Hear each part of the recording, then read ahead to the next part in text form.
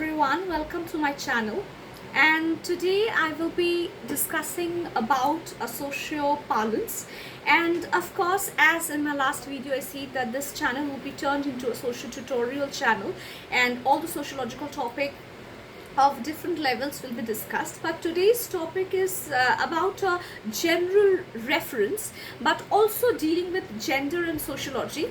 And we will talk in a matter where we will discuss the phenomenon of our body and self, or for that matter, the image of a woman body, and how it is being commercialized or manipulated in various connotation of our social life. So this conversation will mainly focus on body and self-image of women, and dealing with society, with the parlance, with the relevance of how the behavior of interrogating into the shape and behavior and the self-worth and the perception, and also about surprisingly the responses towards the bodily activities are taken into our society. So what we can understand by women, self, body and other is kind of like, it's the manipulation of the responses of how society wants us to present ourselves. Now, first point that we all come across at some or the other point of time is body shaming. We have seen various ways of body shaming, whether you're fat, whether you are thin, whether you are slim, whether you are lean, whatever the title given to you is, but ultimately you are being judged, you are being commercialized, you are being interrogated upon your bodily factor. Now, self-image for that matter. So if we see the parlance of Judith Butler talks about in gender trouble and bodies that matter, that it is our women body that triggers the political exploitation. How you see, like we women, we have breasts and we need to feed our child, so automatically, as if like care and feeding is imbued in a woman's nature. So care and women is as if the two sides of the same coin, because our body structure itself, it triggers the political manipulation, triggers the political differentiation that it creates to have a notion of caring or socializing perception. Women being the key moderator of socialization throughout. Not surprisingly, experiencing this kind of prevailing, well-documented associations that goes on into our society, we would also say that, the representation of body and self creates a very important appearance of acceptance. Like, for example, we all come across the fact, whitening cream, teeth whitening, whatever is whitening. How many of us come across the cream or foundation for that matter, which creates darkening cream or darkening complexion or this? So as if like, whenever you're cornered, you're marginalized, whether the word dark or for whether the word the antagonism is focused, it challenges the manipulation of our society, because it says that you are minor and you need to be developed.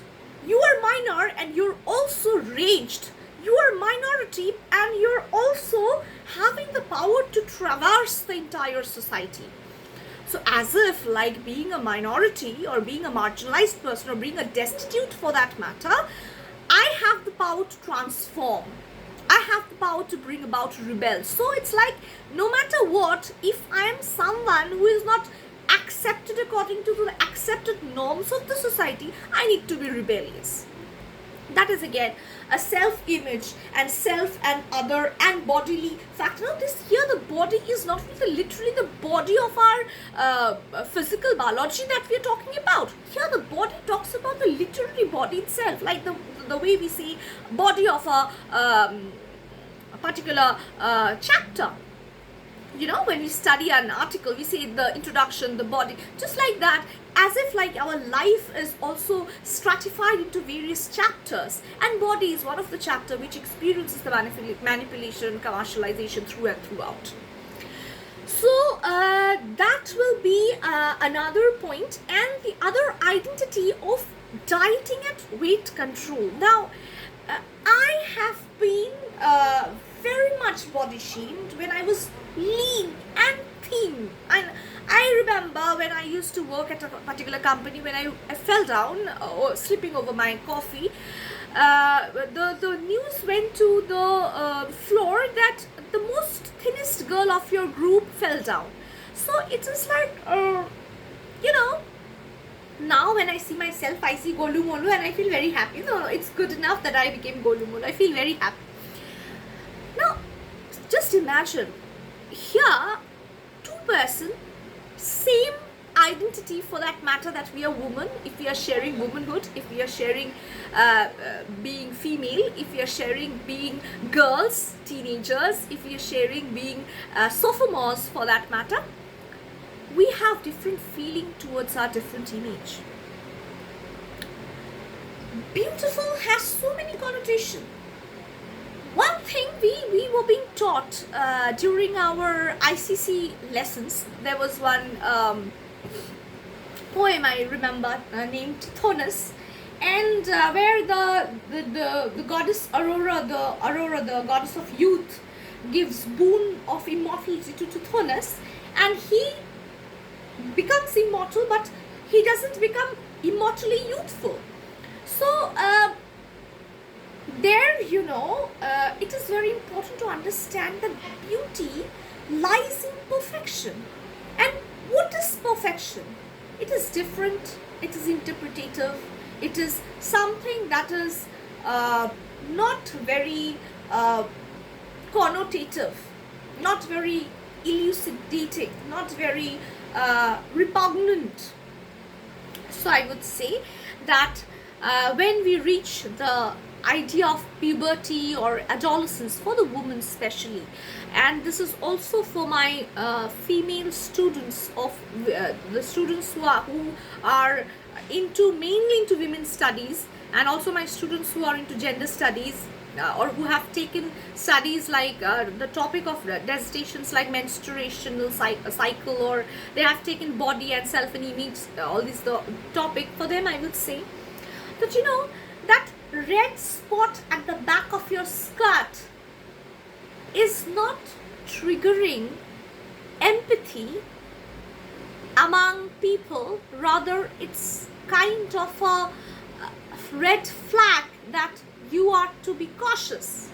Not that you are to be aware that you are drained out of blood every month and you are in a process that is the most important part of society to grow, that is reproduction. But rather to corner you, saying you have grown up, you have to take care of the fact and whether that red spot is spotted at the back of your skirt or not. So this is how we should understand self, other and body manipulation, consciousness, commercialization, and also the interrogation of the disorders among people, to see the obscurity as well as the dysphoric self-rejection. So never go into a self-rejection. Always accept that you are beautiful, because we have been told that, you know, we can say beautiful to a woman, but we can say handsome also to a woman. A man cannot be said beautiful. A man can only be said handsome. But a woman can be said beautiful and handsome at the same time. So this is how the literary, phrasal, causal and all those itineraries that goes on to treat the path of our life asks us from, and we will be dealing with this social panorama of the banging barriers of discrimination, and also the banging commitments to avoid the restraints and the restraints of identity manipulation from today. So I hope this will help people understand to deal with body shaming, to deal with their self images, to deal with the identity, and whatever you are, thin, lean, fair, dark, What comes to your mind? So many things. Curvilinear, straight, your drives, whatever it is. You are to deal with, lead your life. You are to lead the life, not to live the life. We are all living. Everyone is living. Everyone is living, and everyone is having a life, and they are living. So it's not about living the life, rather to lead the life, and that would be something that will give us our self-image a boost, and therefore we will understand self and other, not only with the words of meet, I, me, id, ego, and superego, rather my consciousness and other consciousness imbued in us. Thank you so much. If you like it, please subscribe my channel and wait for the next video, which will be coming out with another socioeconomic balance. Thank you so much for hearing.